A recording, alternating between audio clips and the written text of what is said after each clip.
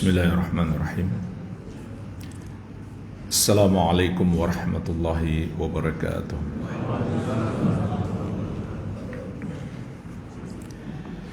Alhamdulillahi ala ihsanih wa syukru lahu ala taufiqihi wa amtinanih. Wa ashhadu an la ilaha illallah wahdahu la syarika lah ta'ziman li sya'nih. Wa ashhadu anna Muhammadan abduhu wa rasuluh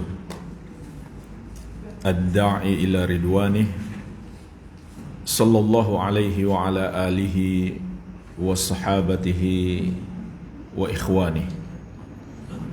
Amma ba'd, fa ikhwani fid din wa akhwati fillah, kaum muslimin wal muslimat rahimani wa rahimakumullah. Semoga Allah Azza wa Jalla senantiasa mencurahkan rahmatnya kepada kita sekalian. Telah kita pahami bersama bahwasannya tujuan hidup kita adalah untuk beribadah kepada Allah Subhanahu wa ta'ala yang satu saja. Sebagaimana Allah tegaskan dalam surat Adz-Dzariyat ayat ke-56, "Wa ma khalaqtul jinna wal insa illa liya'budun." Dan tidaklah Aku menciptakan jin dan manusia kecuali agar mereka beribadah kepadaku.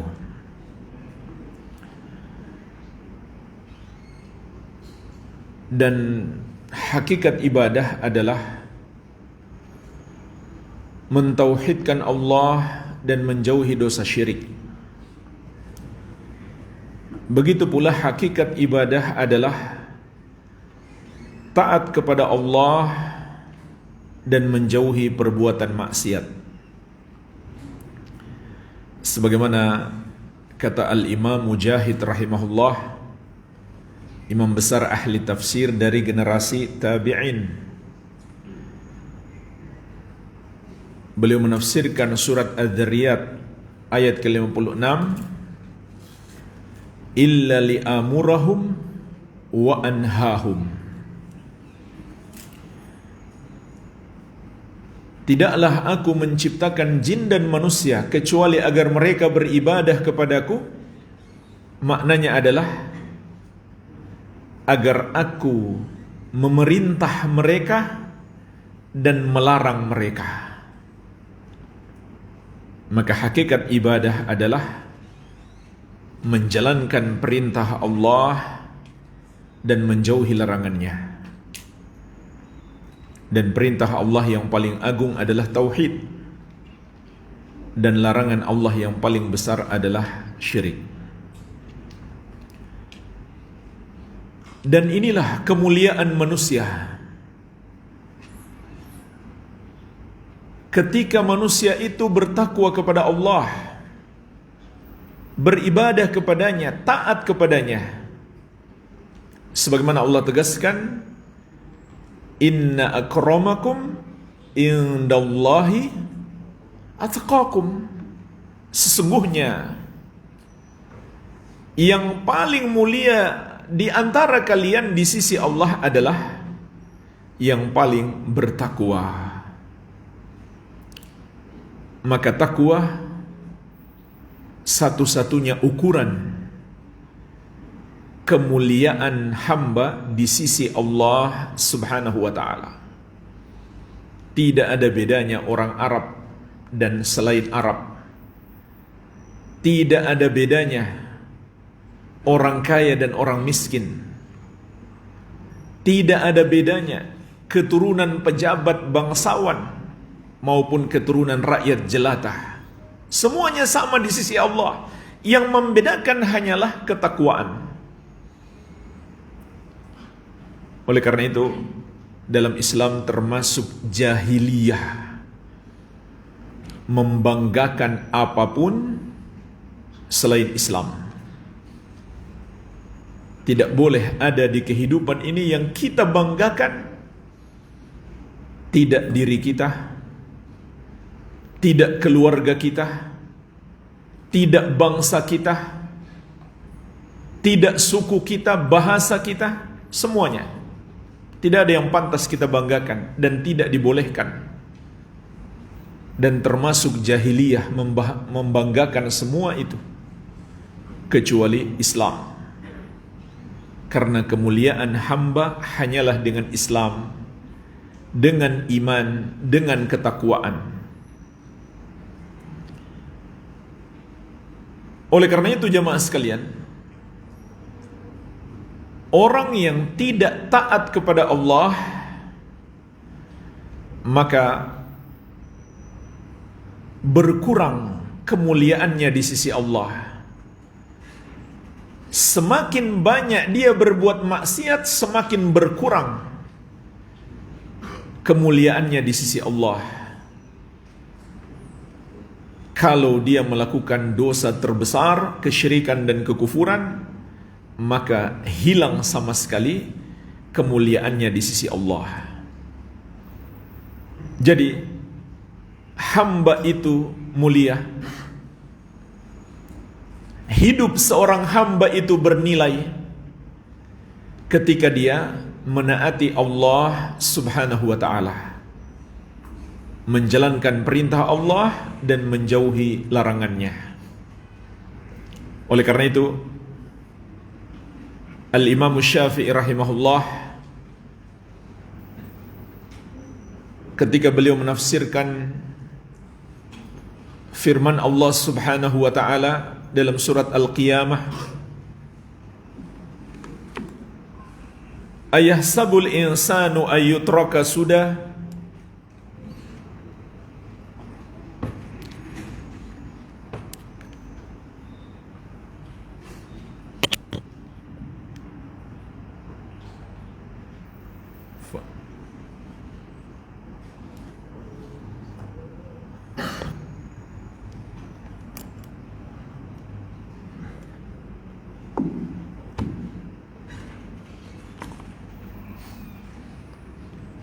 Allah Azza wa Jalla berfirman, ayahsabul insanu ayyutraka sudah. Apakah manusia mengira dia akan dibiarkan sia-sia setelah diciptakan, hidupnya tidak berarti? Apa yang dimaksud dibiarkan sia-sia jamaah sekalian? Kata Al-Imam Syafi'i rahimahullah, ay la yu'mar wa la yunha. Hidup yang sia-sia itu adalah kehidupan yang tidak menjalankan perintah dan tidak menjauhi larangan Allah Subhanahu wa ta'ala. Itulah kehidupan hamba yang tidak bernilai, tidak memiliki arti. Kehidupan yang sia-sia kalau dia di dunia tidak menjalankan perintah Allah dan tidak menjauhi larangannya. Oleh karena itu, hendaklah kita menjadikan hidup kita ini berarti, demi agar kita meraih kemuliaan di akhirat. Dan Allah ingatkan,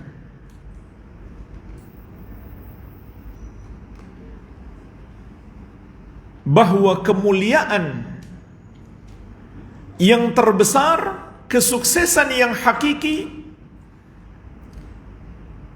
kalau kita sudah diselamatkan oleh Allah di akhirat kelak. Jangan sampai kita terlena dengan kehidupan dunia ini. Dalam surat Ali Imran ayat 185 Allah berfirman, "Faman zuhziha 'anil nari wa udkhilal jannata faqad faza wa mal hayatud dunya illa mata'ul gurur. Maka siapa yang telah dibebaskan oleh Allah dari api neraka dan dimasukkan ke dalam surga, sungguh dialah orang yang beruntung. Dialah orang yang sukses. Wa mal hayatud dunya illa mata'ul gurur, dan tidaklah kehidupan dunia kecuali kesenangan yang menipu. Tetapi jemaah sekalian, hidup di dunia ini memang penuh dengan ujian dan cobaan.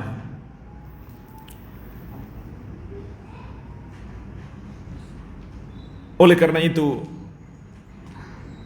banyak hamba yang terjerumus dalam perbuatan maksiat,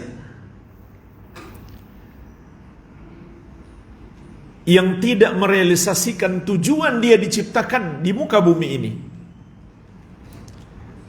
Apakah cobaan itu dari setan-setan, baik setan manusia maupun setan jin, ataukah dari hawa nafsunya sendiri? Maka dari itu di kesempatan ini insya Allah kita akan membahas secara ringkas 10 kiat agar kita selamat dari perbuatan maksiat, agar kita tidak terjerumus ke dalamnya, atau yang sudah terlanjur terjerumus ke dalamnya merasa sulit untuk lepas darinya. Maka semoga insya Allah 10 kiat ini dapat membantu. Kiat yang pertama dan paling utama adalah mentauhidkan Allah subhanahu wa ta'ala,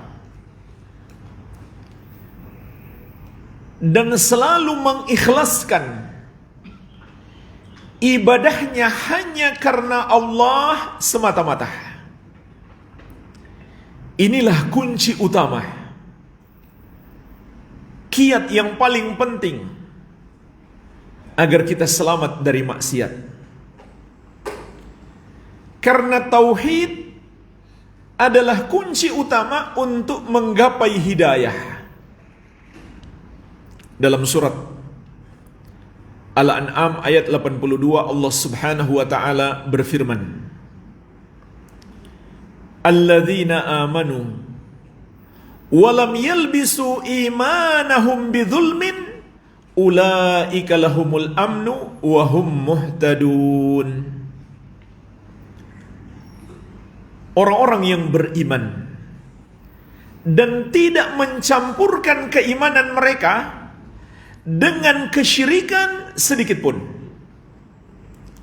maka mereka itulah yang akan dianugerahkan nikmat keamanan dan nikmat hidayah. Jemaah sekalian, kita sebagai muslim telah mendapatkan hidayah, tetapi kita perlu tambahan hidayah dan istiqamah di atas hidayah itu. Jangan sampai kita tersesat atau terjerumus dalam perbuatan dosa. Maka ketahuilah kunci utamanya adalah mentauhidkan Allah dan terus-menerus berusaha menjaga diri kita dari dosa syirik, baik syirik besar maupun syirik kecil. Inilah kunci utama mendapatkan hidayah. Maka disinilah pentingnya mempelajari tauhid dan mengenal kesyirikan. Semakin besar usaha kita belajar tauhid dan mengenal kesyirikan, lalu kita jaga diri kita dari perbuatan dosa-dosa syirik dan juga pintu-pintu kesyirikan, itulah faktor utama kita mendapatkan hidayah, yaitu tambahan hidayah dan juga istiqamah. Walaupun kita sebagai muslim sudah mendapatkan hidayah, tentu kita masih perlu tambahan hidayah. Dan juga perlu hidayah agar istiqamah.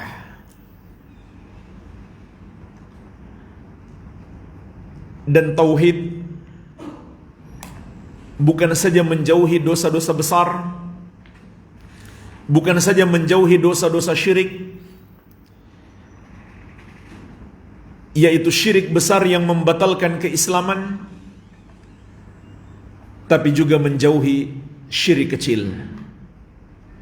Oleh karena itu, ikhlas dalam beribadah kepada Allah bagian dari tauhid. Jemaah sekalian, tauhid dan ikhlas itu adalah dua kata, kalau disebutkan bersamaan maknanya berbeda. Tapi kalau disebutkan bersendirian maknanya sama. Kalau disebutkan bersendirian, tauhid saja atau ikhlas saja, maka maknanya adalah memurnikan ibadah hanya untuk Allah semata-mata, dan kita melakukannya hanya karena Allah. Dan lawannya dua, syirik besar dan syirik kecil, riya dan sum'ah. Tapi kalau disebutkan bersamaan tauhid dan ikhlas, maka maknanya menjadi beda. Tauhid memurnikan ibadah hanya untuk Allah, dan ikhlas memurnikan ibadah hanya karena Allah. Lawan daripada tauhid adalah syirik besar, lawan daripada ikhlas adalah syirik kecil. Ini kalau disebutkan bersamaan. Dan ini kaidah penting untuk memahami banyak istilah syariat. Kaidahnya berbunyi, idza jatama'a iftaraqa wa idza iftaraqa ijtama'a. Kalau mereka berdua bersama, maka mereka berdua berpisah. Kalau mereka berdua berpisah, maka mereka berdua bersama. Ingat saja kalimat ini. Artinya, kalau disebutkan bersamaan, maknanya menjadi beda. Kalau disebutkan bersendirian, maknanya menjadi sama, mencakup kedua-duanya. Contoh lain, iman dan Islam. Kalau disebut bersamaan, maknanya menjadi beda. Iman adalah amalan batin, Islam adalah amalan zahir. Tapi kalau disebut bersendirian, iman saja atau Islam saja mencakup kedua maknanya. Contoh lain, qada dan qadar. Qada dan qadar. Kalau disebutkan bersamaan, maknanya menjadi beda. Qadar adalah ketetapan Allah sejak dahulu, dan qada adalah realisasinya sekarang. Tapi kalau disebutkan terpisah, maknanya menjadi sama, mencakup dua-duanya. Ini banyak contoh ya, termasuk tauhid dan ikhlas.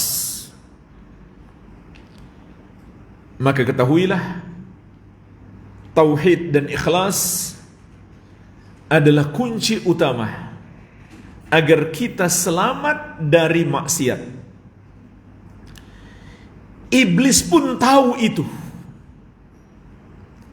Jangan sampai iblis mengetahui tapi kita nggak tahu bahwa itulah senjata kita yang paling hebat, benteng kita yang paling kuat untuk selamat dari perbuatan maksiat. Allah sebutkan sumpah iblis dalam surat Shad ayat 82-83. Qala fa bi'izzatika la ughwiyannahum ajma'in illa ibadaka minhumul mukhlasin. Iblis bersumpah, demi kemuliaanmu ya Allah, sungguh benar-benar aku akan menyesatkan mereka semuanya kecuali hamba-hambamu yang ikhlas. Subhanallah. Iblis mengetahui dia tidak akan bisa mencelakakan dan menjerumuskan dalam dosa orang-orang yang ikhlas. Kemudian kita membaca tentang kisah Nabi Yusuf alaihi salam. Bagaimana dahsyatnya godaan yang beliau dapatkan. Ketika itu beliau adalah seorang anak muda yang belum memiliki istri. Dalam keadaan nafsu syahwat beliau sebagai anak muda juga sedang bergejolak.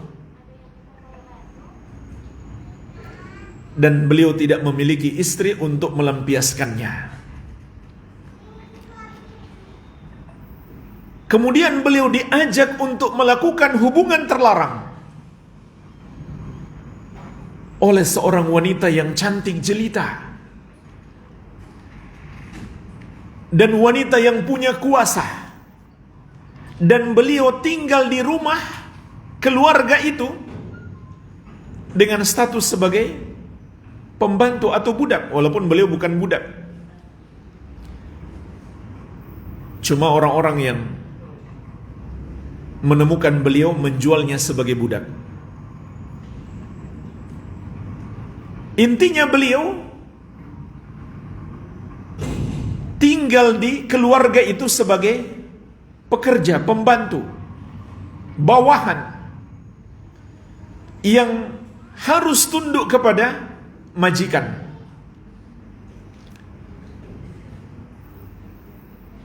Dan beliau juga jauh dari keluarga, tidak ada yang mengenal beliau di negeri itu. Kalau seandainya ketahuan beliau melakukan itu, maka beliau tidak terlalu malu, karena nggak ada yang kenal beliau. Sehingga banyak orang di kampungnya kelihatan orang soleh, tapi kalau sudah keluar daerah sudah berbeda keadaannya. Ini termasuk ujian. Dan wanita itu tidak malu-malu lagi. Dia bukan hanya memberi isyarat, tapi dia mengajak terang-terangan. Dan dia mengunci pintu-pintu dan jendela. Sampai akhirnya kata Allah dalam surat Yusuf ayat ke-24, "Walaqad hammat bihi wa hamma biha." Sungguh wanita itu benar-benar ingin melakukan hubungan terlarang dengan Yusuf. Dan Yusuf pun hampir saja ingin melakukannya. Laula ar-ra'a burhana rabbih. Kalaulah beliau tidak melihat tanda dari Rabb-nya, Allah berikan pertolongan kepadanya sehingga beliau selamat.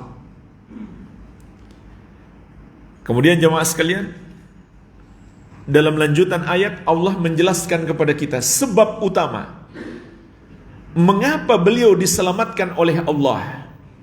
Kadzalika linasrifa anhu su'a wal fahsya'a innahu min ibadinal mukhlasin. Demikianlah kami palingkan keburukan dan perbuatan keji itu dari Yusuf, karena dia termasuk hamba-hamba kami yang ikhlas, yang mentauhidkan Allah, yang memurnikan ibadahnya hanya untuk Allah semata-mata, yang meniatkannya hanya karena Allah. Maka inilah sebab beliau selamat. Syekh Abdurrahman bin Nasir As-Sa'di rahimahullah dalam tafsir beliau mengatakan, ay bisababi ikhlasihi sarrafna anhu as-su'a wa kadzalika kullu mukhlis kama yadullu alaihi umumut ta'lil. Makna ayat ini, dengan sebab keikhlasan Yusuf, Sarafna anhu su'a, kami palingkan keburukan itu darinya. Wa kadzalika kullu mukhlis, demikian pula ini berlaku untuk semua orang yang ikhlas. Sebagaimana ini ditunjukkan oleh keumuman sebab, keumuman ayat. Jadi bukan khusus Nabi Yusuf alaihi salam. Juga beliau mengatakan, falamma akhlasa amalahu lillahi akhlasahu Allah wa khallasahu minas su'i wal fahsya. Ketika beliau mengikhlaskan amalannya untuk Allah, maka Allah pun mengikhlaskannya. Maksudnya Allah tolong dia untuk beramal dengan ikhlas karena dia punya usaha.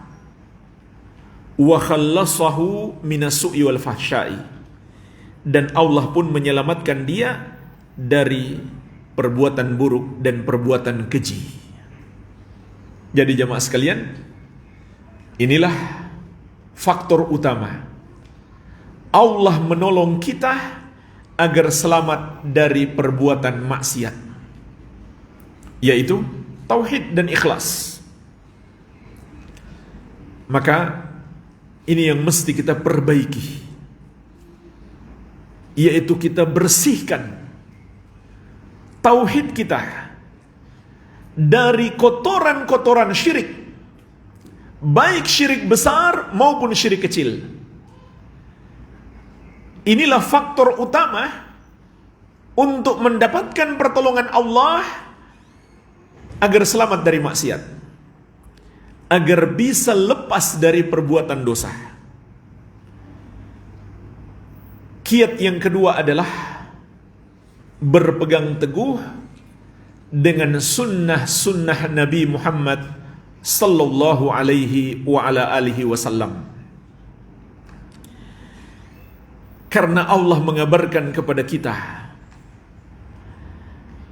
dengan meneladani sunnah Nabi sallallahu alaihi wasallam, kita akan mendapatkan hidayah dan kita akan disayangi oleh Allah serta dicintai olehnya.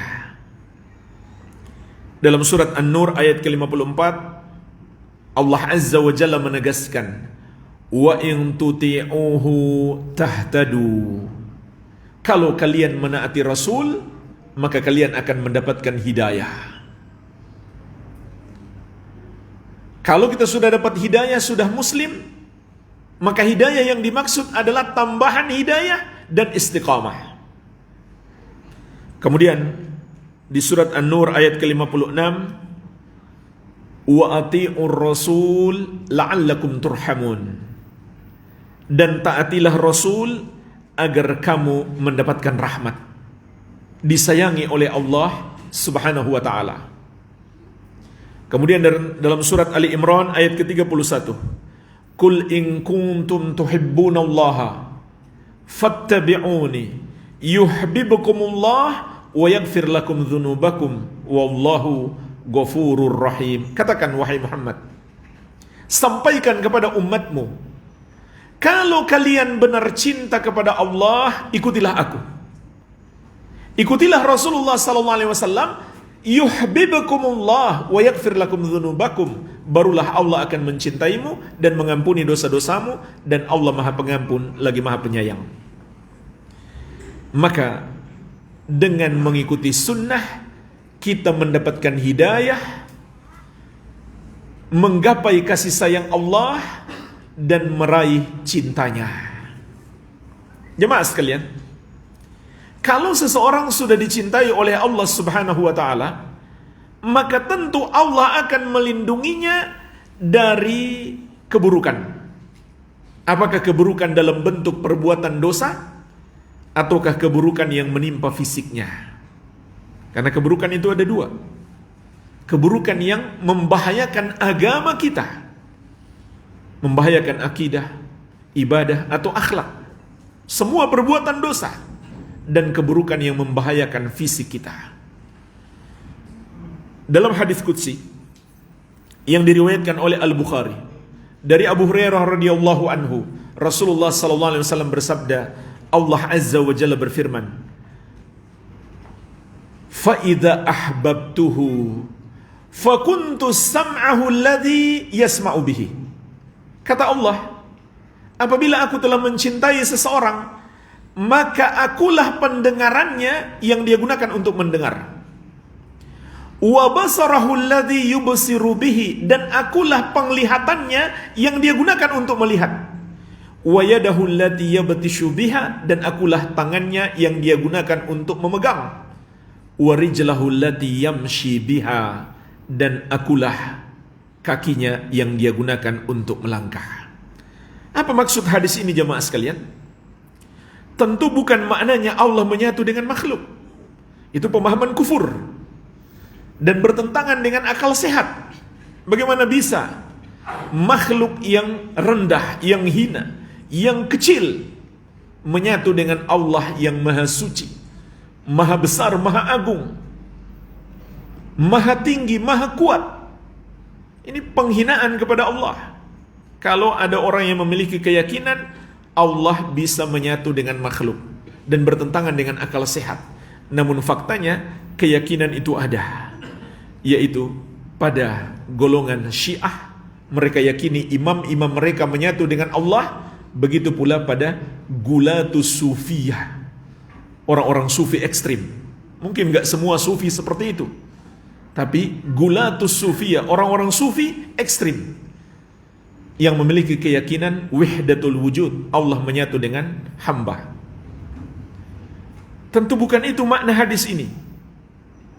Para ulama ahli sunnati wal jamaah menjelaskan maksud hadis ini adalah Allah akan menjaga pendengarannya, penglihatannya, tangannya dan kakinya dari perbuatan-perbuatan dosa, dari kemaksiatan. Itu maknanya. Jadi inilah yang Allah akan anugerahkan kepada seorang hamba apabila hamba itu telah dicintai olehnya. Dan Allah mengabarkan kepada kita untuk menggapai cinta Allah dengan meneladani Nabi Muhammad sallallahu alaihi wa ala alihi wasallam. Kemudian lanjutan hadis juga membantah keyakinan Allah menyatu dengan makhluk. Wala in sa'alani la'utiyannahu wala in ista'adzani la'u'idzannahu. Kata Allah, apabila orang yang aku telah cintai itu meminta sesuatu kepadaku, pasti aku kabulkan. Berarti masih ada yang meminta dan yang dimintai. Berarti enggak menyatu Allah dengan makhluk. Di hadis ini pun membantah pemahaman ini, pemahaman yang kufur tersebut. Dan apabila dia meminta perlindungan kepadaku, pasti aku lindungi. Syekh Ibnu Utsaimin rahimahullah dalam syarah beliau, yaitu Syarah Al-Arba'in, mengatakan, al-makna anna Allah yusaddiduhu fi sam'ihi wa basarihi wa yadihi wa rijlihi.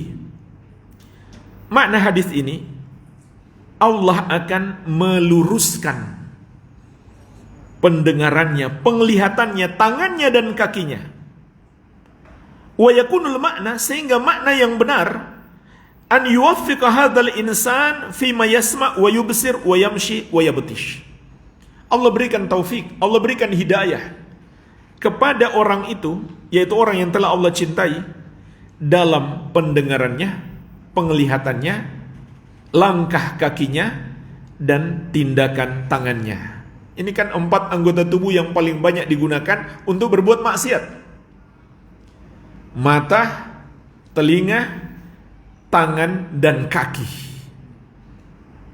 Bukan berarti hanya 4 ini yang Allah jaga, tapi semua anggota tubuhnya Allah berikan hidayah apabila Allah telah mencintainya. 2 hal ini jemaah sekalian kunci utama agar selamat dari maksiat: mentauhidkan Allah, mengikhlaskan ibadah, dan ibadah sesuai petunjuk Nabi Muhammad SAW. Syekhul Islam Ahmad bin Abdul Halim Al-Harrani Ibnu Taimiyah rahimahullah mengatakan, Faman malat nafsuhu ila muharramin, maka siapa yang hawa nafsunya telah condong kepada yang haram. Jadi jemaah sekalian, ini beliau memberikan tips kepada kita, solusi terbaik ketika muncul di hati kita kecenderungan untuk melakukan sesuatu yang haram. Falyati bi ibadatillahi kama amarallahu mukhlisan lahud dina. Maka hendaklah dia segera beribadah kepada Allah seperti yang Allah perintahkan. Artinya sesuai petunjuk Nabi Muhammad sallallahu alaihi wa ala alihi wasallam. Mukhlisan lahuddina, dengan memurnikan ibadah itu hanya untuk Allah semata.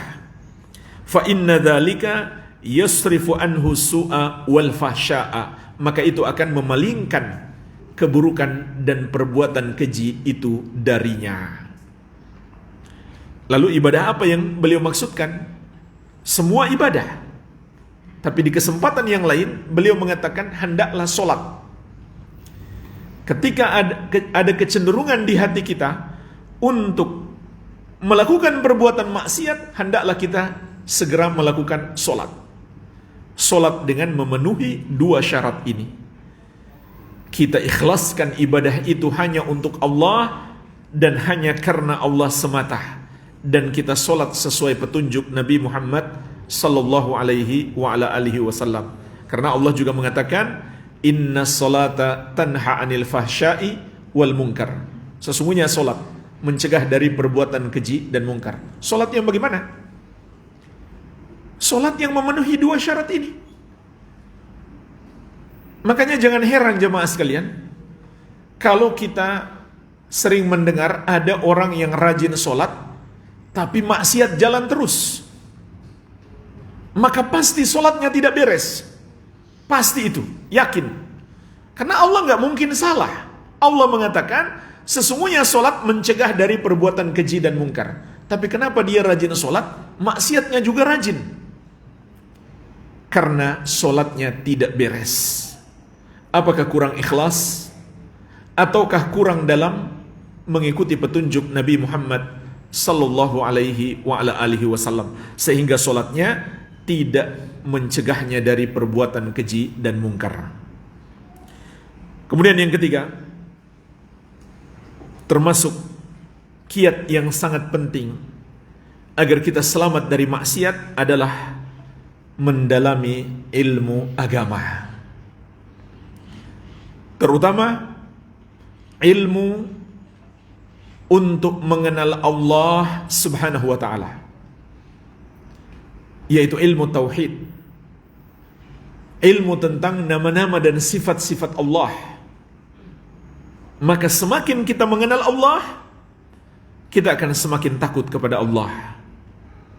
Sebagaimana dalam surat Fatir ayat ke-28 Allah mengatakan, innama yakhshallaha min ibadihil ulama. Hanyalah yang takut kepada Allah dari hamba-hambanya adalah al-ulama. Maksud ulama di sini adalah orang-orang yang berilmu, yang mengenal Allah subhanahu wa ta'ala. Bukan harus jadi ulama dulu baru selamat dari maksiat, baru menjadi takut kepada Allah. Tapi maksudnya berilmu tentang Allah. Maka rasa takut seseorang kepada Allah bergantung pada ilmunya tentang Allah. Oleh karena itu, sahabat yang mulia Ibnu Mas'ud radhiyallahu anhu mengatakan, laisal ilmu bikathratir riwayah, innamal ilmu khasyatullah. Bukanlah ilmu itu sekedar kita banyak tahu, banyak riwayat yang kita hafal, tapi hakikat ilmu adalah rasa takut kepada Allah subhanahu wa ta'ala. Imam Al-Hafidh Ibnu Rajab dalam Fathul Bari beliau mengatakan, faman kana billahi wa bi asma'ihi wa sifatihi wa af'alihi wa ahkamihi a'lamu kana lahu akhsha wa atqa. Maka siapa yang lebih berilmu tentang Allah, nama-namanya, sifat-sifatnya, perbuatan-perbuatannya, dan hukum-hukumnya, maka pasti dia lebih takut dan lebih takwa kepada Allah Subhanahu wa ta'ala. Innama tangkusul khasyatu wat taqwa bihasabi naqsil ma'rifati billah. Hanyalah kurang rasa takut dan ketakwaan seseorang kepada Allah sesuai dengan kurangnya pengenalan dia terhadap Allah Subhanahu wa ta'ala. Oleh karena itu jemaah sekalian, orang yang paling jauh dari maksiat, yang paling takwa kepada Allah adalah Nabi kita yang mulia Muhammad sallallahu alaihi wa ala alihi wasallam. Kenapa? Karena beliau yang paling berilmu tentang Allah, tentang nama-nama dan sifat-sifatnya, dan tentang hukum-hukum syariatnya. Begitu pula hukum-hukum terhadap para pendosa kelak di akhirat. Beliau yang paling mengetahui itu. Maka beliau pun yang paling takut kepada Allah Subhanahu wa ta'ala. Itulah sebabnya jemaah sekalian, para ulama salaf dahulu mengatakan, ilmu ini menjaga kita. Sebagaimana kata sahabat yang mulia Ali bin Abi Thalib radhiyallahu anhu, al-ilmu khairun minal mal. Al-ilmu yahrusuka wa anta tahrusul mal. Ilmu itu lebih baik daripada harta. Karena ilmu itu menjagamu, sedangkan harta itu kamulah yang repot menjaganya. Al-ilmu yazku 'alal 'amal wal mal tungkisuhun nafaqah. Dan ilmu itu bertambah jika diamalkan, sedangkan harta berkurang jika dibelanjakan. Jadi, ilmu ini menjaga kita jemaah sekalian. Maka semangatlah dalam menuntut ilmu. Itulah sebabnya dalam hadis yang diriwayatkan Al-Bukhari dan Muslim dari Muawiyah radhiyallahu anhu, Rasulullah sallallahu alaihi wasallam bersabda, "May yuridillahu bihi khairan yufaqihu fid din." Barang siapa yang Allah kehendaki kebaikan baginya, Allah akan pahamkan dia dengan agama. Dan dalam riwayat yang lain Nabi sallallahu alaihi wasallam menegaskan, "Innamal ilmu bitta'allum wal fiqhu bittafaqquh." Ilmu itu hanyalah didapat dengan belajar, pemahaman juga didapat dengan usaha untuk menuntut ilmu. Jadi nggak mungkin datang dengan sendirinya.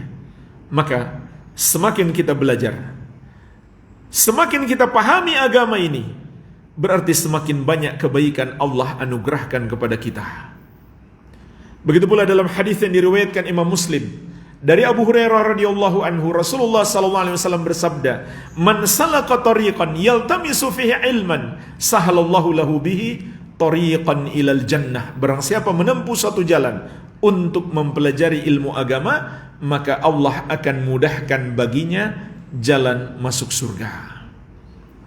Karena dengan ilmu kita mengenal Allah dan kita takut kepada Allah. Dan dengan ilmu kita tahu ini jalan yang lurus yang mengantarkan kita ke surga, dan itu jalan yang menyimpang yang menjerumuskan kita ke neraka. Maka orang yang menuntut ilmu, Allah akan mudahkan baginya jalan masuk surga. Berarti Allah akan jaga dia dari hal-hal yang dapat menjerumuskan dia ke neraka dengan sebab usaha dia menuntut ilmu. Dan ini juga menunjukkan kepada kita, menuntut ilmu adalah amalan yang agung, yang Allah cintai, yang dengannya Allah mencintai para penuntut ilmu dan para ulama. Jadi, agar kita selamat dari perbuatan-perbuatan maksiat dan istiqamah di atas ketaatan, maka hendaklah kita mendalami ilmu agama. Al-Hafidz Ibnu Hajar Al-Asqalani Asy-Syafi'i rahimahullah dalam Fathul Bari, beliau menukil dari Al-Kirmani dalam syarah hadis, "May yuridillahu bi khairan yufaqihu fid din." Barang siapa yang Allah kehendaki kebaikan, maka Allah akan pahamkan dia dengan agama.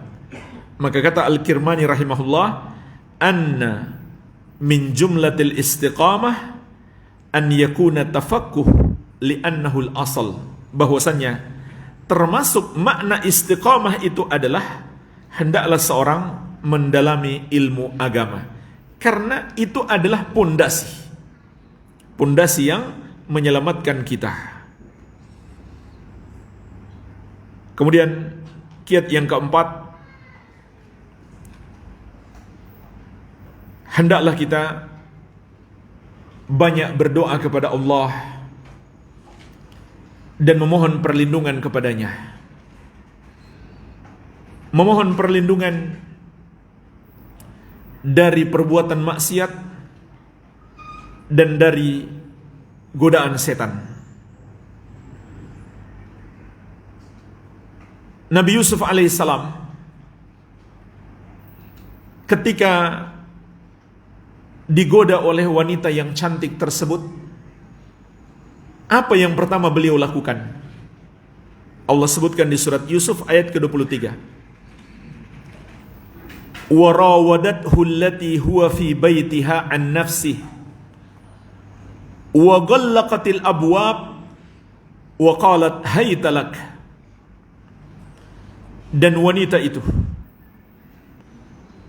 yang Nabi Yusuf alaihi salam tinggal di rumahnya menggoda Yusuf untuk melakukan hubungan terlarang itu dengannya. Wa ghallaqatil abwab, dan dia mengunci semua pintu-pintu. Artinya dia membuat Nabi Yusuf alaihissalam terperangkap bersamanya dalam ruangan itu. Bukan Nabi Yusuf sengaja, tapi dia memerangkap Nabi Yusuf alaihissalam. Wa qalat hayta lak, dia pun berkata, ayolah kita lakukan. Dengan terang-terangan, tanpa malu lagi. Maka apa yang pertama dilakukan oleh Nabi Yusuf alaihissalam? Qala ma'adallah. Beliau berkata, aku berlindung kepada Allah subhanahu wa ta'ala. Inilah yang pertama diucapkan oleh Nabi Yusuf alaihissalam. Begitu pula yang diucapkan oleh Maryam ketika datang malaikat Jibril dan dia mengira adalah seorang manusia laki-laki yang ingin menggodanya. Maka yang pertama beliau ucapkan, a'udzu birrahmani minka in kunta taqiyya. A'udzu birrahmani minka. Aku berlindung kepada Allah yang Maha Penyayang darimu. Karena beliau belum tahu, beliau mengira yang datang adalah manusia biasa yang ingin menggodanya. Maka yang pertama beliau lakukan adalah meminta perlindungan kepada Allah subhanahu wa ta'ala. Karena jemaah sekalian, tidak ada yang bisa menyelamatkan kita dari perbuatan dosa kecuali Allah. Sebagaimana tidak ada yang bisa menolong kita untuk menaati Allah kecuali Dia. Maka ketahuilah, ketaatan kepada Allah itu adalah anugerah dari Allah, rahmat dari Allah, sehingga kita harus meminta kepadanya. Dalam surat An-Nur ayat ke-21, Allah Azza wa Jalla berfirman, walaula fadlullahi alaikum wa rahmatuhu ma zaka minkum min ahadin abadah. Kalaulah bukan karena anugerah dari Allah dan rahmatnya kepadamu, maka tidak seorang pun darimu yang dapat mensucikan diri selama-lamanya. Mensucikan diri di sini maknanya adalah menjalankan perintah Allah dan menjauhi larangannya. Sebagaimana dijelaskan oleh Syekh As-Sa'di rahimahullah dalam tafsir beliau. Karena setan akan selalu berusaha menjerumuskan kita dalam dosa. Tidak ada jalan selamat kecuali berdoa kepada Allah, memohon pertolongannya. Doa yang disertai dengan harapan yang besar dan ketergantungan hati kepadanya. Karena Allah berjanji, ud'uni astajib lakum, berdoalah kepadaku, maka aku akan mengabulkan doamu. Allah juga berjanji, wa may yatawakkal 'alallahi fahuwa hasbuh. Barang siapa bertawakal, bergantung hati hanya kepada Allah, maka cukuplah Allah sebagai penolongnya. Dan di antara doa Nabi sallallahu alaihi wasallam agar selamat dari perbuatan maksiat adalah Allahumma ati nafsi taqwaha wa zakkiha anta khairu man zakkaha anta waliyuha wa maulaha. Doa yang singkat, hafalkan jemaah sekalian. Allahumma ati nafsi taqwaha, ya Allah, anugerahkanlah ketaatan kepada jiwaku. Wa zakkiha anta khairu man zakkaha, dan sucikanlah jiwaku, engkaulah sebaik-baik yang mensucikannya. Anta waliyuha wa maulaha, engkaulah penolong dan penguasa jiwaku. Ini diantara doa yang diajarkan Nabi sallallahu alaihi wasallam. Dan masih banyak lagi doa-doa meminta hidayah maupun doa-doa agar istiqamah. Doa yang lainnya Nabi sallallahu alaihi wasallam membaca Allahumma inni as'alukal huda wat tuqa wal afafa wal ghina. Beliau minta 4. Allahumma inni as'alukal huda, ya Allah, aku minta kepadamu hidayah, wat tuqa, ketakwaan, wal afafa, kesucian. Kesucian di sini mengandung 2 makna. Kesucian dari perbuatan dosa dan dari meminta-minta harta orang. Itu makna kesucian dalam hadis-hadis Nabi sallallahu alaihi wasallam. Wal ghina, dan kecukupan. Setelah Nabi sallallahu alaihi wasallam minta kesucian, tidak minta-minta kepada harta orang, maka beliau susul dengan minta kecukupan supaya tidak butuh kepada orang lain kecuali hanya kepada Allah yang satu saja. Jemaah sekalian, betapa dahsyatnya usaha setan untuk menjerumuskan manusia dalam dosa, sehingga kita betul-betul butuh pertolongan Allah.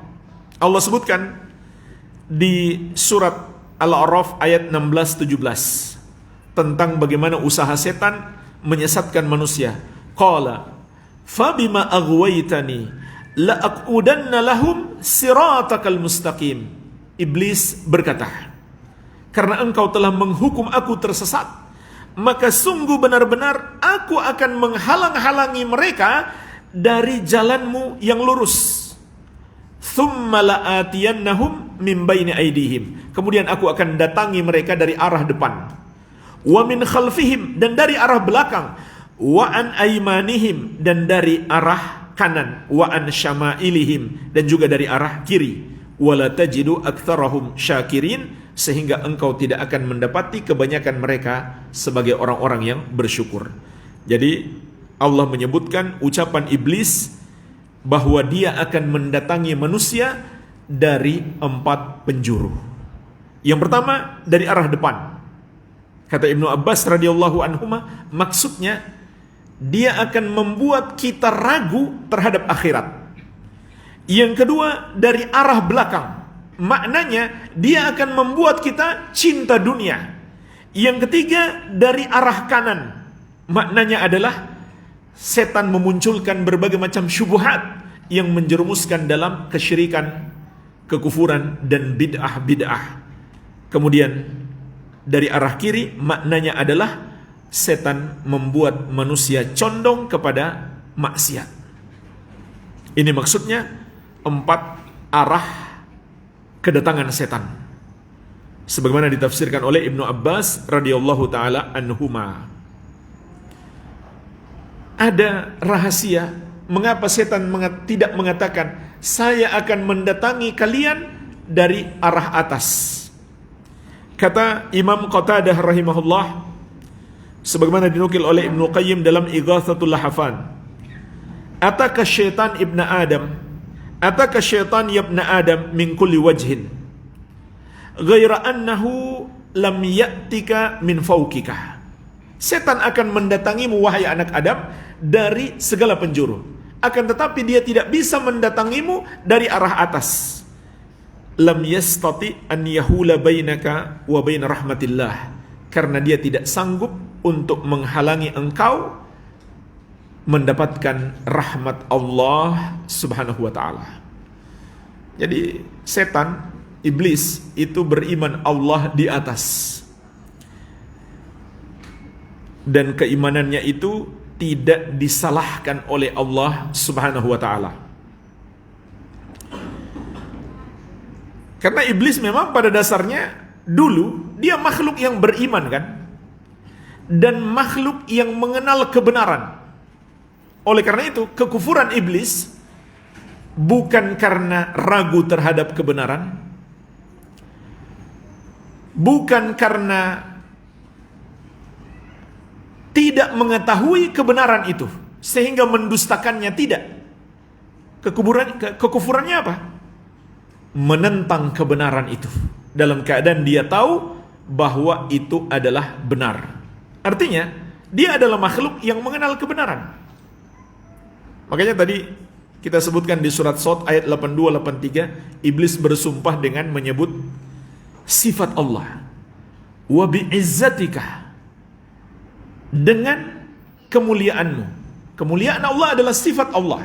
Boleh kita bersumpah dengan menyebut nama Allah dan sifat Allah. Sebaliknya, menyebut nama makhluk dalam bersumpah adalah syirik. Jadi iblis enggak berbuat syirik dari sisi ini.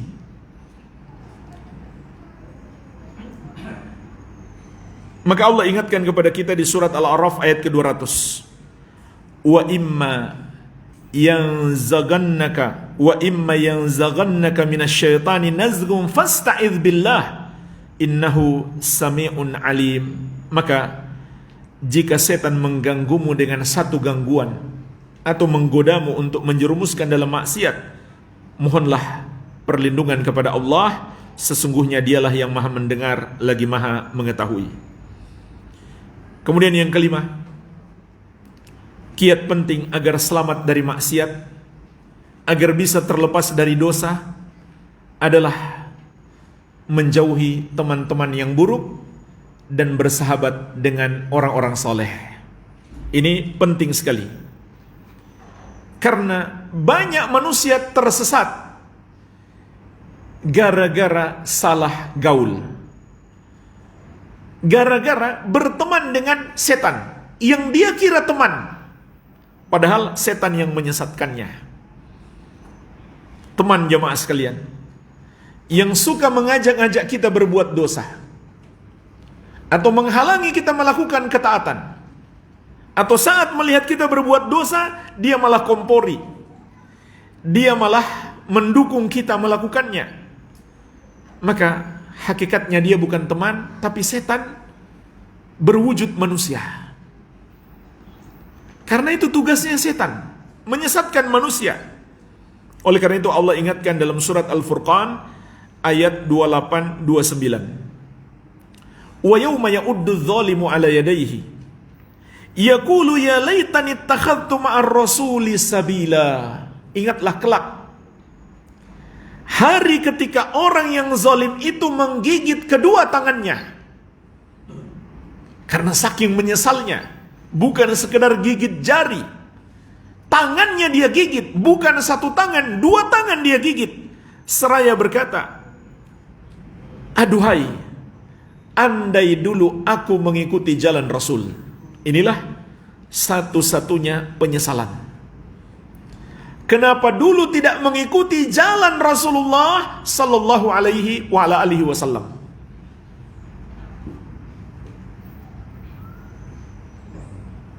Ya wailata laitani lam attakhidh fulanan khalilah. Kemudian dia berkata lagi, celaka aku. Aduhai, andai dulu aku tidak menjadikan fulan sebagai teman dekatku. Laqad adallani 'ani dzikri ba'da idz ja'ani. Karena sungguh dia telah menyesatkan aku dari Al-Qur'an setelah Al-Qur'an itu datang kepadaku. Wa kana syaitanu lil insani khadula. Dan setan itu memang penipu manusia. Dan dalam hadis Abu Hurairah radhiyallahu anhu yang diriwayatkan Abu Daud dan Tirmidzi, Rasulullah sallallahu alaihi wasallam bersabda, "Al-mar'u ala dini khalilih, falyanzur ahadukum man yukhalil." Seseorang itu tergantung agama sahabat karibnya. Maka hendaklah setiap kalian memilih siapa yang hendak dia jadikan sahabat dekatnya. Bahkan jemaah sekalian, orang yang telah terjerumus dalam dosa yang begitu dahsyat, dengan menjauhi teman-teman yang buruk, dia selamat. Kalau dia tetap bersama teman-teman yang buruk atau tinggal di lingkungan yang jelek, maka dia sulit untuk selamat. Kalaupun dia tobat sekarang, bisa jadi besok dia terpengaruh lagi karena masih berkawan dengan orang-orang yang rusak. Makanya pembunuh 100 nyawa yang kita baca dalam hadis sahih, Nabi SAW pernah menceritakan tentang seorang pembunuh 100 nyawa, luar biasa dosanya. Tapi ternyata dia masih bisa bertobat. Cara agar dia bisa bertobat dengan benar, dinasihatkan oleh sang alim, kamu harus hijrah. Bukan hijrah sekedar bermakna tobat, tapi meninggalkan kampung halamanmu, negeri tempat tinggalmu, karena di situ dihuni oleh orang-orang yang rusak. Hendaklah kamu pindah ke negeri tempat tinggalnya orang-orang soleh dan beribadahlah kepada Allah bersama mereka. Dia pun melakukan apa yang menjadi nasihat sang alim tersebut. Karena ini penting sekali. Lingkungan itu sedikit banyak memberikan pengaruh kepada seseorang.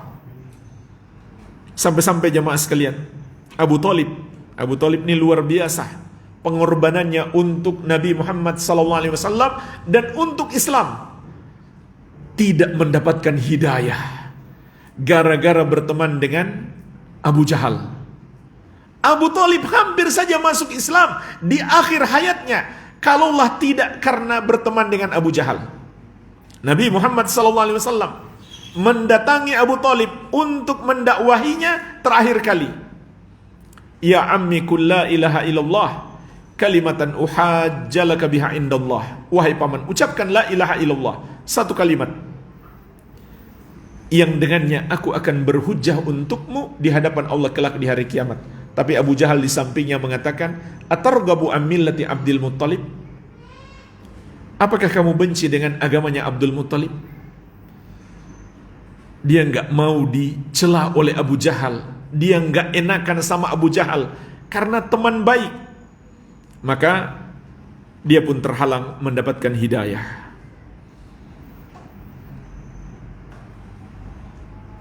Maka bertemanlah dengan orang-orang baik, terutama dengan para ulama dan para penuntut ilmu. Al-Imam Maimun bin Mihran rahimahullahu ta'ala pernah mengatakan, wajadtu salaha qalbi fi mujalasatil ulama. Aku dapati kebaikan hatiku dalam bermajlis, bergaul, duduk-duduk bersama dengan para ulama. Inilah teman kita yang terbaik, orang-orang yang berilmu, yang selalu mengingatkan kita kepada Allah Subhanahu wa ta'ala, yang tidak membiarkan kita apabila terjerumus dosa. Inilah orang yang paling sayang kepada kita, teman terbaik. Jika dia selalu menasihati kita dan tidak membiarkan kita tatkala kita terjerumus dosa. Namun sangat disayangkan jemaah sekalian, ada sebagian orang teman seperti ini malah dia benci. Seharusnya kita bersyukur dan kita berikan penghargaan yang terbaik kalau ada kawan yang berani menegur kita saat kita terjerumus dosa. Kawan seperti ini yang harus dipertahankan. Syekh Ibn Utsaimin rahimahullah dalam syarah Al-Bukhari beliau mengatakan, ihris ala an tashaba unasa ahli khairin yurshidunaka idza gawaitah wa yuhdunaka idza dalaltah wa yudzakkirunaka idza nasita wa yuallimunaka idza jahilta. Bersemangatlah engkau untuk mencari, untuk berteman dengan orang-orang baik yang membimbingmu apabila kamu menyimpang, yang memberi petunjuk kepadamu apabila kamu tersesat, yang mengingatkanmu apabila kamu lupa, yang mengajarkanmu apabila kamu belum mengetahui. Inilah kawan yang terbaik. Kiat yang keenam, agar kita lepas dari maksiat atau selamat darinya adalah menjauhi sebab-sebabnya atau pintu-pintunya. Karena setiap maksiat itu memiliki perangkap. Kalau seseorang sudah masuk ke perangkapnya, lebih sulit dia selamat darinya. Walaupun bukan berarti tidak mungkin dia selamat. Dia masih bisa selamat walaupun sudah masuk perangkap, atau bahkan sudah masuk dalam maksiat itu. Tetapi kalau dia belum masuk perangkap, lebih mudah dia selamat. Oleh karena itu, Islam melarang kita semua perbuatan maksiat itu dari dua sisi larangan. Pertama, larangan melakukannya. Yang kedua, larangan mendekatinya. Jadi, ini berlaku untuk semua yang Allah haramkan. Allah haramkan melakukannya, dan Allah haramkan juga mendekatinya. Mendekatinya itu bermakna melakukan hal-hal yang menjerumuskan kepadanya. Dalam surat Al-An'am ayat 151, Allah Azza wa Jalla berfirman, "Wala taqrabul fawahisha ma dhahara minha wa ma batan." Dan janganlah kamu mendekati perbuatan-perbuatan keji yang nampak maupun yang tersembunyi. Jadi bukan hanya dilarang melakukannya, mendekatinya pun dilarang. Juga dalam surat Al-Isra ayat ke-32, "Wala taqrabuz zina," dan janganlah kamu mendekati zina. Maka semua pintu-pintu yang menjerumuskan kepada zina harus kita jauhi. Itu sudah diharamkan. Seperti memandang lawan jenis yang bukan mahram atau bukan pasangan kita yang sah, apalagi menyentuhnya atau berdua-duaan dengannya, berikhtilat, bercampur baur. Ini semuanya menjerumuskan kepada zina. Maka semua itu harus kita hindari agar kita tidak terjerumus ke dalam maksiat. Inilah di antara keindahan syariat Islam, memberikan kepada kita pencegahan sebelum terjadi penyakit, karena mencegah lebih baik daripada mengobati. Kemudian kiat yang ke berapa sekarang? Yang ketujuh, banyak ingat mati dan merenungkan umur kita yang semakin hari semakin habis, mendekati akhir. Ini perintah Rasulullah sallallahu alaihi wasallam. Dalam hadis yang diriwayatkan At-Tirmidzi dari Abu Hurairah radhiyallahu anhu, kata Nabi sallallahu alaihi wasallam, "Aktsiru dzikra hadzimil ladzat." Perbanyaklah mengingat pemutus segala kelezatan dunia. Maksudnya kematian. Maka Nabi SAW mengingatkan kita, nikmatnya dunia ini semuanya akan terputus. Termasuk perbuatan-perbuatan maksiat yang terasa nikmat, walaupun itu nikmat yang semu. Maka kematian kita akan memutuskannya. Tidak ada yang kita bawa ke alam kubur kecuali penderitaannya saja. Kenikmatannya sudah habis, yang tersisa tinggal penderitaan.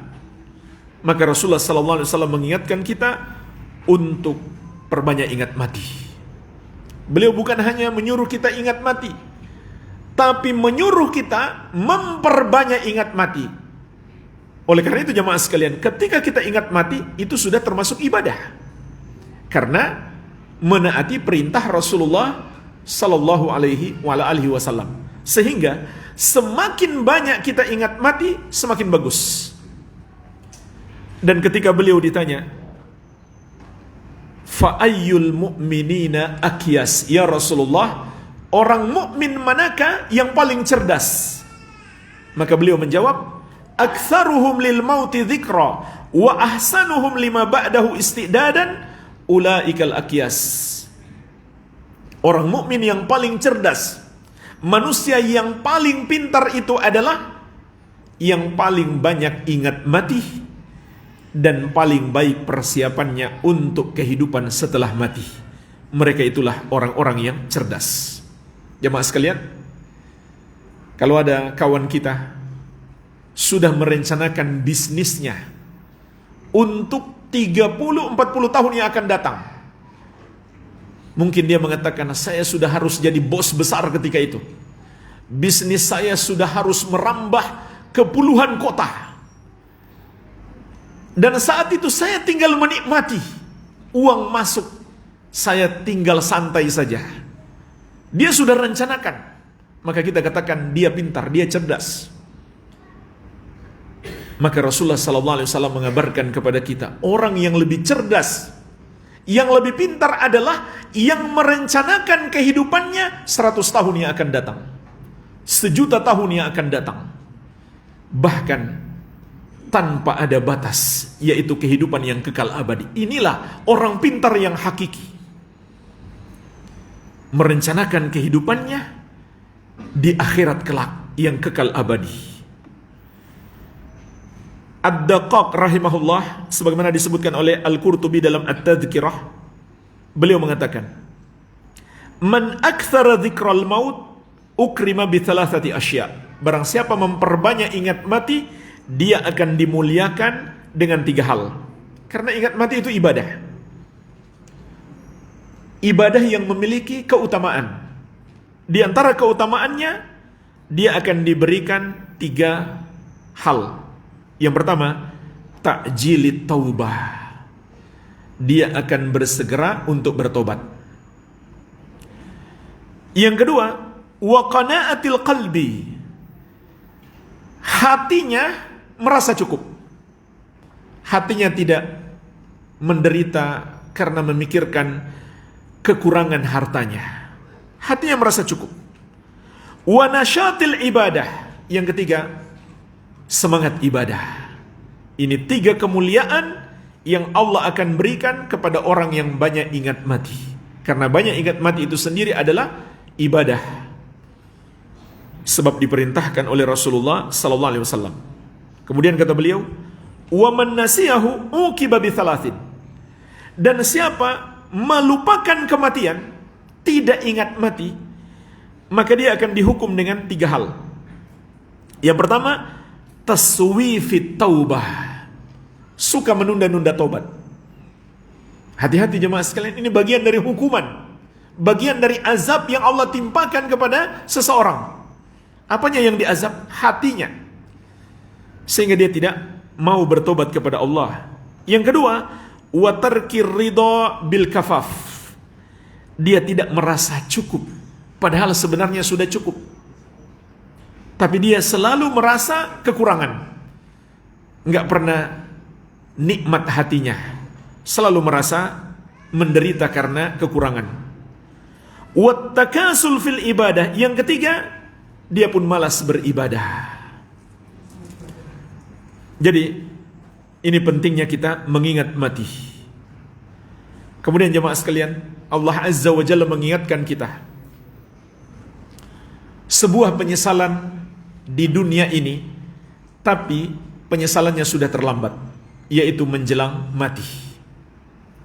Kalau menjelang mati kita baru mau menyesal, baru mau bertobat, maka sudah terlambat. Allah ingatkan tentang ratapan penyesalan yang sangat menyesakkan ini dalam banyak ayat, diantaranya dalam surat Al-Mu'minun ayat 99 sampai ke 100. Hatta idza jaa ahadahumul maut qala rabbirji'un la'alli a'malu salihan fima tarakt kalla innaha kalimatun huwa qailuha wa min waraihim barzakhun ila yaumi yub'atsun. Sampai ketika kematian telah mendatangi mereka, Maka mereka pun memohon kepada Allah, wahai Rabbku, kembalikan aku ke dunia, sehingga aku bisa beramal soleh pada kehidupan yang telah aku tinggalkan itu. Maka Allah tegaskan, kalla innaha kalimatun huwa qailuha, sekali-kali tidak. Itu hanyalah kalimat yang dia ucapkan saja, enggak mungkin dikabulkan. Wa min waraihim barzakhun ila yaumi yub'atsun, dan di hadapan mereka ada barzakh, ada dinding pembatas sampai hari kebangkitan. Ini saat pertama dia di alam kubur. Tapi ada ayat juga yang menjelaskan baru menjelang mati, belum sampai mati, yaitu surat Al-Mu'minun ayat 9 dan ke-10. Allah Azza wa Jalla berfirman, wa anfiku mimma razaqnakum min qabli an ya'tiya ahadakumul maut. Berinfaklah kalian, bersedekahlah kalian dari rezeki yang kami anugerahkan kepada kalian sebelum datang kematian kepada seorang dari kalian. Fayaqul Rabbi laula akhartani ila ajalin qarib, wahai Rabbku, tundalah kematianku sebentar saja. Perhatikan jemaah sekalian, saking menyesalnya dan saking inginnya, dia tidak minta lama, dia hanya minta sebentar saja, ditunda kematiannya. Apa yang dia harapkan kalau ditunda kematiannya? Apakah ingin bersama orang-orang yang dia cintai, bersama istrinya yang cantik, anak-anaknya yang lucu, kawan-kawannya yang setia, jabatan dan kekuasaannya, harta bendanya? Tidak. Semua itu sudah dia lupakan. Apa yang dia inginkan ketika itu? Fa asaddaqa wa akum minas salihin. Ya Allah, tundalah kematianku sebentar saja. Tidak lama dia minta. Untuk apa? Agar aku bisa bersedekah dan aku termasuk orang-orang yang beramal soleh. Tapi Allah menegaskan, wala yuakhirallahu nafsan idza jaa ajaluha. Allah tidak akan menunda kematian seseorang apabila sudah datang ajalnya. Wallahu khabirum bima ta'malun, dan Allah mengetahui apa yang kamu kerjakan. Imam Al-Hasan Al-Basri rahimahullahu ta'ala pernah mengingatkan, ya bani Adam, innama anta ayyamun, kullama dhahaba yaumun dhahaba ba'duka. Wahai anak Adam, engkau hanyalah hari-hari. Setiap berlalu satu hari, maka berlalu pula sebagian dari dirimu. Inilah hakikat kita, bagaikan hari-hari yang berlalu. Berlalu pula umur kita dan tidak mungkin kembali. Yang harus kita takutkan jemaah sekalian adalah tatkala kita berbuat maksiat lalu datang kematian kita. Itu dia masalahnya. Kalau kita menunda-nunda taubat, kita tidak mengetahui, mungkin malaikat maut sudah mengincar kita, dan mungkin kita belum sempat bertobat. Maka orang yang berbuat maksiat, apakah dia sedang berbuat maksiat, atau maksiatnya sudah selesai dia lakukan, tapi dia belum bertobat, lalu dia mati? Itulah yang disebut dengan su'ul khatimah, akhir kehidupan yang buruk. Bahkan walaupun maksiatnya sudah dia lakukan 15 tahun yang lalu, tapi dia belum bertobat, maka itu adalah akhir kehidupan yang buruk jika dia mati sebelum bertobat. Dan Rasulullah SAW mengingatkan, innal abda la ya'malu fima yaran nas amal ahlil jannah wa innahu lamin ahlin nar. Sesungguhnya ada seorang hamba yang mengamalkan amalan penghuni surga di mata manusia, padahal dia termasuk penghuni neraka. Wa ya'malu fima yaran nas amal ahlin nar wa huwa min ahlil jannah. Atau sebaliknya, dia melakukan amalan penghuni neraka di mata manusia, padahal dia termasuk penghuni surga. Kenapa demikian? Kata Nabi sallallahu alaihi wasallam, wa innamal a'mal bi khawatimiha, dan sesungguhnya amalan-amalan itu tergantung penutupannya. Jadi mungkin orang yang berbuat dosa itu ketika dia bertobat, dia belum sempat memperbanyak kebaikan, tapi dia sudah bertobat dari maksiat, maka dia pun masuk surga karena dia mendapatkan husnul khatimah. Sebaliknya, orang yang melakukan amal ketaatan lalu dia mencoba untuk mencicipi dosa, ternyata saat itu dia mati, maka matinya su'ul khatimah, dengan sebab itu dia masuk neraka. Ini yang perlu kita takutkan. Kemudian kiat yang ke-8, termasuk kiat penting agar kita selamat dari maksiat adalah sering mengingat tentang keindahan surga dan dahsyatnya neraka. Atau secara umum, indahnya akhirat bagi orang-orang yang beriman dan dahsyatnya alam akhirat, mulai dari alam kubur sampai hari kebangkitan, sampai ke neraka bagi orang-orang yang tidak beriman.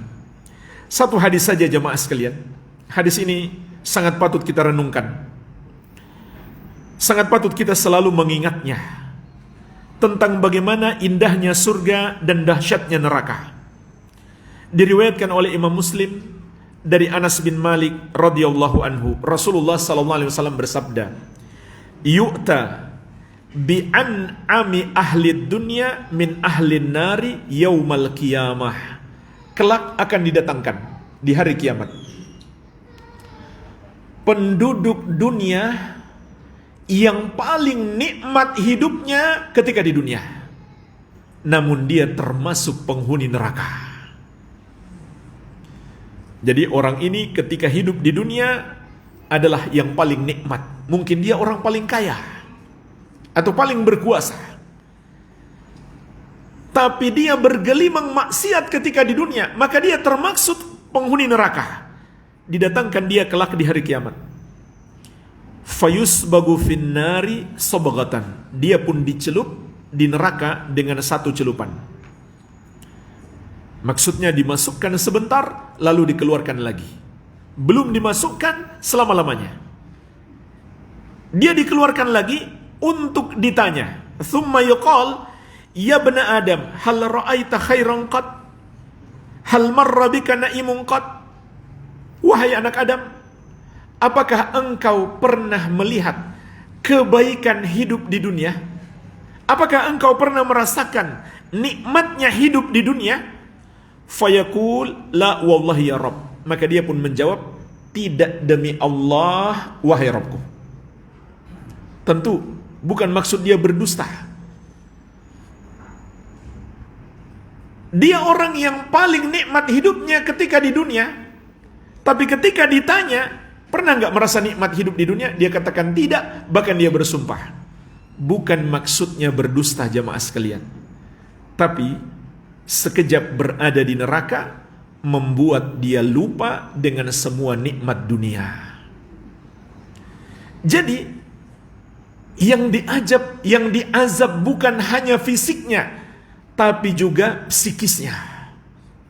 Saking dahsyatnya azab neraka membuat dia lupa dengan semua nikmat dunia, padahal dia orang yang paling nikmat hidupnya ketika di dunia. Sebaliknya, kata Nabi sallallahu alaihi wasallam, wa yu'ta bi asyaddin nasi bu'san fid dunya min ahlil jannati. Didatangkan orang yang paling menderita hidupnya ketika di dunia, namun dia termasuk penghuni surga. Karena di dunia walaupun hidupnya menderita, dia bersabar dan terus taat kepada Allah. Fayusbagu sabagatan fil jannah. Dia pun dicelup dengan satu celupan di surga. Dimasukkan sebentar lalu dikeluarkan kembali untuk ditanya. Fayuqal, maka dikatakan kepadanya, fayuqal lahu ya bani Adam hal ra'aita bu'san qad, hal marra bika syiddatun qad. Wahai anak Adam, pernahkah engkau melihat kesengsaraan hidup ketika di dunia? Pernahkah engkau merasakan penderitaan hidup ketika di dunia?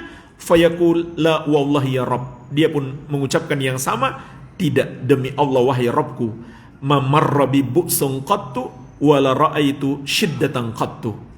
Tidak pernah aku rasakan kesengsaraan hidup ketika di dunia, tidak pernah pula aku melihat penderitaan hidup ketika di dunia. Artinya, sekejap berada di surga telah membuat dia lupa dengan semua penderitaan hidup ketika di dunia. Saking indahnya nikmat surga itu, membuat orang lupa dengan semua kesusahan hidup yang pernah dia lalui. Lupa sudah. Karena mengingat itu kan juga menyiksa ya.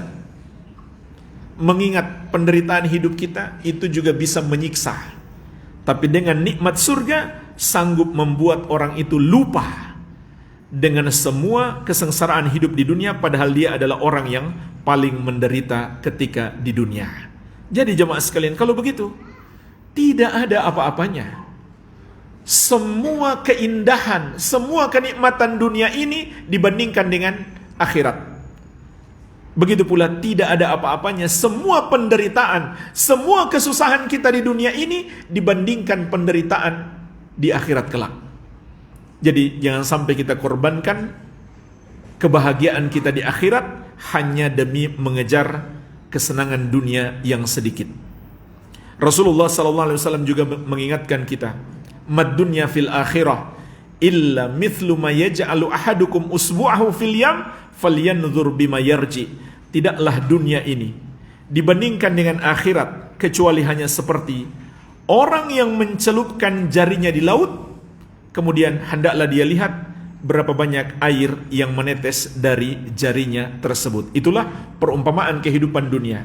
Dan sisa air di lautan adalah perumpamaan kehidupan akhirat. Jadi nggak ada apa-apanya waktu yang kita lalui dengan segenap kenikmatan ataupun penderitaan di dunia ini, tidak ada apa-apanya dibandingkan dengan akhirat.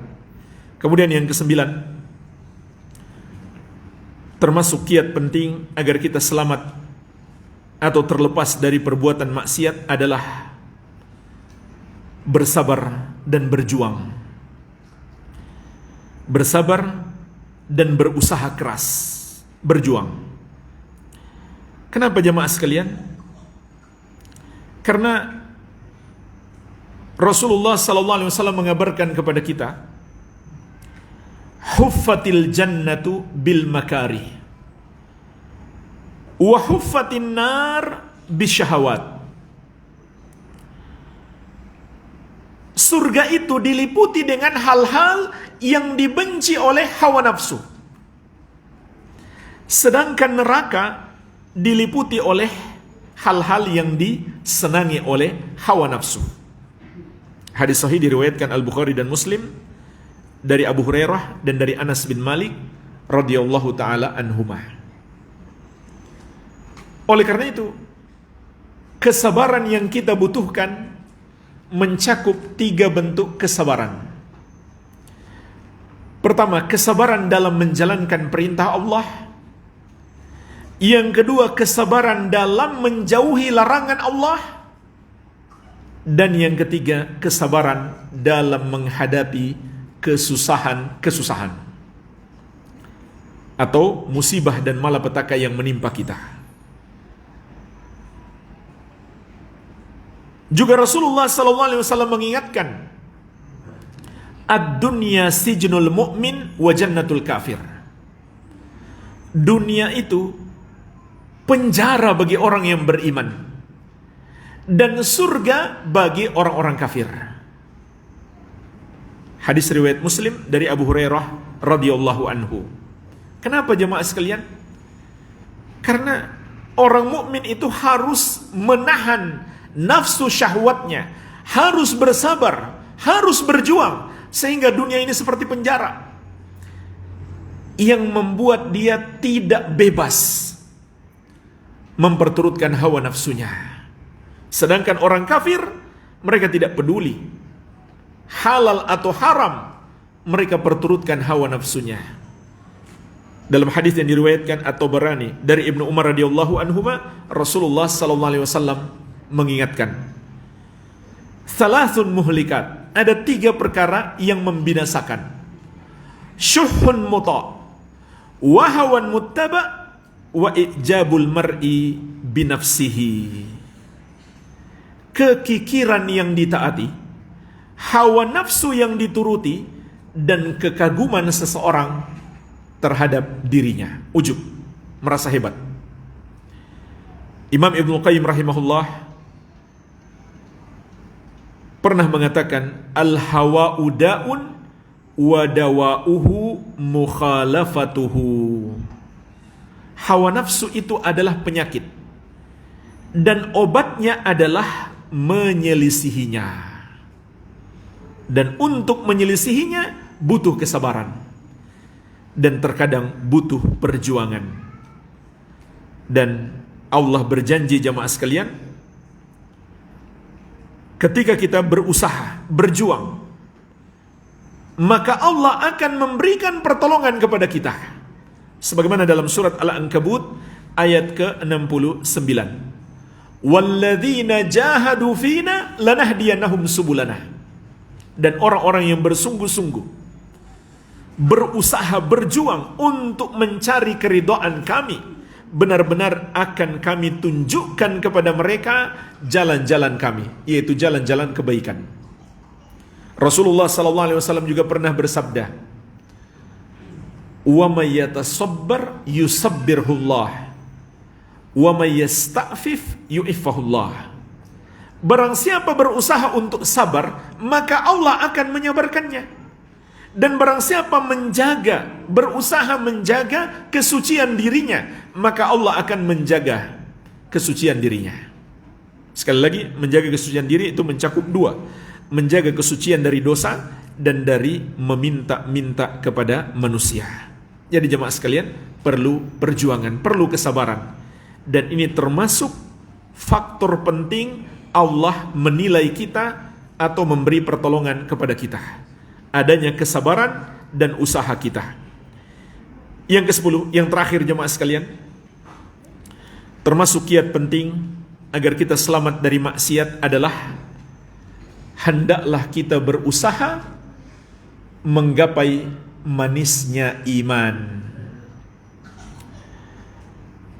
Kenapa jemaah sekalian harus menggapai manisnya iman? Karena Imam Nawawi rahimahullahu ta'ala menjelaskan dalam syarah Muslim, dinukil juga oleh Al-Hafidh dalam Fathul Bari. Orang yang telah merasakan manisnya iman itu, dia memiliki 3 hal sebagai pertanda dia telah menggapai manisnya iman.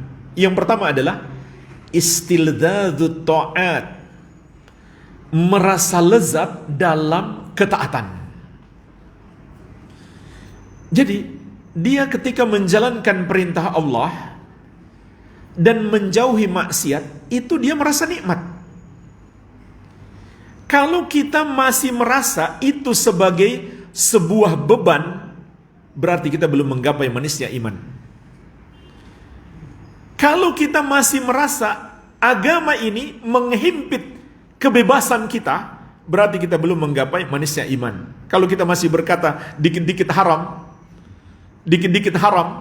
itu menunjukkan kita belum merasakan manisnya iman, karena kita merasa susah dengan hal-hal yang diharamkan dalam syariat.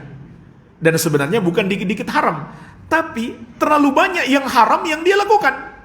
Ketika dia belajar, dia tahu, oh ternyata ini haram, maka dia pun mengatakan dikit-dikit haram. Padahal bukan karena yang haram lebih banyak daripada yang halal, tapi dianya terlalu banyak melakukan yang haram. Yang halal jauh lebih banyak daripada yang haram. Makanya jemaah sekalian, lebih banyak dijelaskan yang haram daripada yang halal. Karena yang dijelaskan yang haram, sisanya itu halal. Jadi yang halal lebih banyak. Jadi orang yang telah merasakan manisnya iman, ketika dia menaati Allah, dia merasa lezat. Ibadah terasa nikmat. Nah jemaah sekalian, orang seperti ini, ketika dia terjerumus dosa, maka dia merasa susah. dia galau, dia gundah gulana, gelisah, dan dia berusaha untuk segera meninggalkan dosa itu. Ini orang yang telah merasakan manisnya iman. Saat dia terjerumus dosa, dia akan berusaha segera keluar darinya.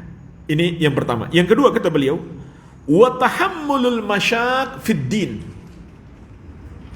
Orang yang telah menggapai manisnya iman itu, dia akan kuat menanggung beban-beban berat dalam mengamalkan agama. Meskipun jamaah sekalian, agama ini mudah. Tapi ketika seseorang sudah lama terkungkung dengan hawa nafsunya, atau terbelenggu dengan adat dan tradisi yang menyelisihi syariat Allah, maka dia pun merasa berat mengamalkan agama. Sebenarnya agama ini mudah, cuma orangnya yang merasa berat, diakibatkan banyaknya dosa yang dia lakukan. Maka orang yang telah merasakan manisnya iman, walaupun dia merasa berat, dia mampu menghadapinya. Kemudian yang ketiga, wa itharu dzalika ala a'radid dunya. Orang yang telah menggapai manisnya iman, dia akan lebih mementingkan keridhaan Allah daripada kesenangan dunia. Mungkin ada orang bekerja di satu bentuk pekerjaan yang haram. Setelah dia tahu, maka dia pun tinggalkan. Orang yang telah merasakan manisnya iman, mudah dia tinggalkan. Tapi kalau dia belum menggapai manisnya iman, sulit dia tinggalkan. Namun kalau dia berusaha, maka Allah akan menolongnya. Jadi ini pentingnya kita menggapai manisnya iman. Pertanyaannya jemaah sekalian, bagaimana caranya kita menggapai manisnya iman? Rasulullah SAW telah memberikan bimbingan. Sebagaimana dalam hadis yang diriwayatkan Al-Bukhari dan Muslim dari Anas bin Malik radhiyallahu anhu, Rasulullah sallallahu alaihi wasallam bersabda, "Thalathun man kunna fihi wajada bihinna halawatal iman." Ada 3 hal, barang siapa memilikinya, merealisasikannya, dia akan menggapai manisnya iman. Jadi, inilah 3 hal yang harus kita miliki agar kita bisa menggapai manisnya iman. Yang pertama adalah ayyakunallahu wa rasuluhu ahabba ilaihi mimma siwahuma. Hendaklah Allah dan Rasulnya lebih dia cintai daripada selain keduanya. Ini yang pertama. Agar seseorang menggapai manisnya iman, harus dia jadikan Allah dan Rasulnya lebih dia cintai daripada apapun atau siapapun selain keduanya. Dan cinta itu adalah amalan. Amalan yang dilakukan oleh hati. Dan amalan mesti diusahakan. Maka jika kita dapati hati kita lebih cinta kepada selain Allah dan Rasulnya, harus kita perbaiki hati kita. Bahkan kalau kita lebih cinta makhluk daripada Allah, itu adalah kekufuran. Atau sekedar menyamakan cinta kita kepada Allah dan cinta kita kepada makhluk, maka itu adalah kekufuran. Harus kita perbaiki hati kita. Ini yang pertama. Yang kedua, wa an yuhibbal mar'a la yuhibbuhu illa lillah. Dan hendaklah dia mencintai orang lain karena Allah. Hendaklah dia mencintai orang lain karena Allah. Maksudnya, kecintaan kita kepada seseorang harus berdasarkan keimanan dan ketakwaan orang itu kepada Allah. Itu yang dimaksud cinta karena Allah. Sehingga ketika kita melihat dia semakin bertakwa, harus semakin kita kuatkan cinta kita kepadanya. Ini yang disebut cinta karena Allah. Kemudian yang ketiga, agar seseorang mendapatkan manisnya iman, wa an yakraha an yauda fil kufri kama yakrahu an yuqadzafa finnar. Hendaklah dia benci melakukan dosa kekafiran sebagaimana dia benci kalau dirinya dilempar ke dalam api. Bahkan dalam riwayat yang lain, wa hatta an yuqdhafa finnar ahabba ilaihi min an yarji'a ilal kufri ba'da id anqadhahu Allah. Hendaklah dilempar ke dalam api lebih dia sukai daripada kembali melakukan dosa kekafiran setelah Allah memberikan hidayah kepadanya. Jadi yang ketiga adalah seseorang harus membenci perbuatan dosa kekafiran itu sebenci-bencinya. Barulah dia bisa menggapai manisnya keimanan. Inilah 3 hal jemaah sekalian, kata Nabi SAW, jika kita memilikinya, merealisasikannya dalam diri kita, maka kita akan meraih manisnya iman, sehingga kita merasa lezat dalam ketaatan, kita mampu menanggung beban-beban dalam mengamalkan perintah Allah dan menjauhi larangannya, dan kita lebih mementingkan keridhaan Allah daripada kesenangan-kesenangan dunia. Walhamdulillah, inilah penjelasan ringkas 10 kiat agar selamat tidak terjerumus dalam dosa ataupun agar terlepas dari dosa itu. Semoga Allah memberikan manfaat. Wabillahi taufik.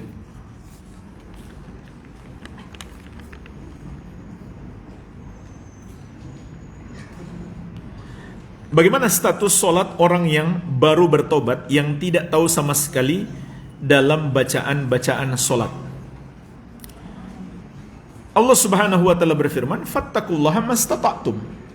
Bertakwalah kepada Allah sekemampuanmu. Jadi, tetap dia harus sholat. Nggak boleh dia beralasan, saya belum tahu sholat. Tetap dia harus sholat. Ia belajar. Langsung dia belajar saat itu juga. Paling tidak dia ikut sholat berjamaah, tinggal ikuti gerakan jamaah yang lain. Atau gerakan imam. Dan baca yang bisa dia baca. La ilaha illallah. Pasti dia hafal kan? Karena dia masuk Islam dengan menyebut La ilaha illallah. Kalau dia belum hafal Al-Fatihah, dia hafal La ilaha illallah, itu saja yang dia baca dalam setiap gerakan, tidak masalah. Karena Allah mengatakan fattaqullaha mastata'tum. Bertakwalah kamu kepada Allah sekemampuanmu. Ya, kemampuan dia seperti itu harus dia lakukan. Tidak ada alasan untuk meninggalkan sholat. Sambil dia tentu terus belajar. Namun sudah masuk waktu sholat, jangan dia beralasan, saya belum selesai belajar. Ya, nanti besok saja saya sholat. Nggak bisa. Sholat semampu dia. Apakah benar bila bertobat harus sholat tobat dahulu? Tidak benar, itu hukumnya sunnah. Itu hukumnya sunnah. Yang wajib adalah memenuhi syarat-syarat tobat yang 6. Yang pertama, ikhlas karena Allah. Yang kedua, menyesali dosa itu. Yang ketiga, meninggalkannya, tidak lagi melakukannya. Yang keempat, bertekad tidak akan mengulanginya di masa yang akan datang. Kalau seseorang bertobat tapi di hatinya masih ada keinginan melakukannya di masa yang akan datang, tidak sah tobatnya. Andai dia sudah bertekad tidak akan mengulangi lagi di masa yang akan datang, maka tobatnya sah, walaupun faktanya di masa yang akan datang dia terjerumus lagi. Tapi tobatnya sudah sah. Lalu bagaimana solusinya kalau dia terjerumus lagi? Ya bertobat lagi. Karena syarat yang kelima, tobat itu harus sebelum habis waktunya. Maka selama belum habis waktunya, hendaklah kita terus bertobat. Kapan habis waktunya? Ketika kematian datang menjemput, atau ketika matahari sudah terbit dari arah barat. Kemudian syarat yang keenam, apabila dosa itu berbuat zalim kepada orang lain, maka di samping bertobat kepada Allah, kita harus minta maaf kepada orang yang kita zalimi, atau mengembalikan haknya, atau kalau itu hutang yang kita nggak mau bayar, harus kita bayar dulu hutangnya, baru Allah menerima tobat kita. Kalau tidak, maka urusannya akan panjang sampai di akhirat, waliyadzubillah. Jadi sholat taubat itu hukumnya sunnah, yang wajib adalah memenuhi syarat-syarat taubat. Wallahu a'lam. Ada pertanyaan lain? Masih ada waktu?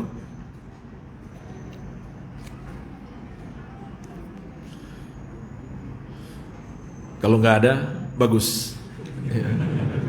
Berarti dia pintar. Ya.